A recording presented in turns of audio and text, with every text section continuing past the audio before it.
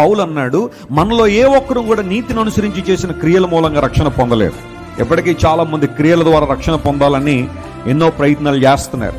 వారు చేసే దాన ధర్మాలు వారికి రక్షణ ఇస్తాయని, తీర్థయాత్రలు రక్షణ ఇస్తాయని ప్రాణాలకు తెగించి కూడా మంచు కొండల్లో సైతం గుర్రాల మీద ఎక్కి గాడిదల మీద ఎక్కి కూడా ప్రయాణం చేసి చచ్చిపోయినా పర్వాలేదండి, అలాంటి పుణ్యక్షేత్రంలో చచ్చిపోతే తిన్నగా అక్కడికి వెళ్ళిపోతాం దేవుడి దగ్గరికి అని చాలా మంది ప్రాణాలకు తెగించి కూడా తీర్థయాత్రలు చేయడం, దాన ధర్మాలు చేయడం, ఆ తర్వాత తపజపాలు చేయడం, ఎన్నో నోములు నిష్టలు రకరకాల కార్యక్రమాలు చేసి ఏదో విధంగా నేను పుణ్యాన్ని కూడగట్టుకుంటే నేను చచ్చిపోయే సమయానికి నా పాపాన్ని నా పుణ్యం దాటితే నేను పరలోక రాజ్యం వెళ్తాను, స్వర్గం చేరుకుంటాననే ఆలోచనలో చాలా మంది ఉంటే బైబిల్ సెలవిస్తా ఉంది దేవుని మార్గం అలాంటిది కాదు.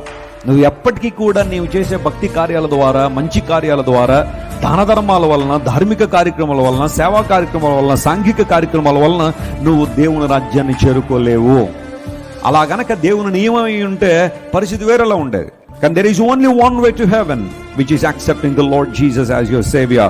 క్రీస్తు ప్రభు బలియాగం యందు విశ్వాసం ఉంచి నీ పాప జీవితం ఒప్పుకుంటేనే పరలోక రాజ్యం వెళ్తామని బైబిల్ నిర్ద్వందంగా, నిష్పక్షపాతంగా దేవుని వాక్యం సెలవిస్తా ఉంది. Download ShareChat.